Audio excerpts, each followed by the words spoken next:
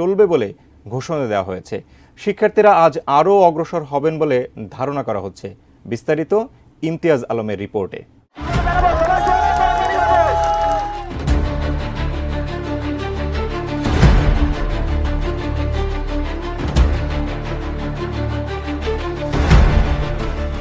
জুলাই রোববারের বাংলা ব্লকেটে কার্যত অচল হয়ে পড়ে ঢাকা।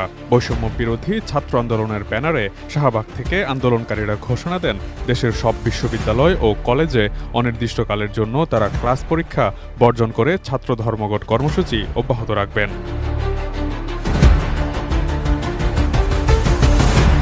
ছাত্র ধর্মঘটের পাশাপাশি বিভিন্ন গুরুত্বপূর্ণ সড়কে অবরোধ কর্মসূচি চলবে। আন্দোলনের সমন্বয়ক নাহিদ ইসলাম এই কর্মসূচির ঘোষণা দিয়ে বলেন, আজ আমরা শাহবাগ থেকে কারওয়ান বাজার পর্যন্ত গিয়েছি, কাল ফার্মগেট পার হয়ে যাব। সোমবার বেলা 3:30টায় ঢাকা বিশ্ববিদ্যালয় গ্রন্থাগারের সামনে শিক্ষার্থীদের জমায়েত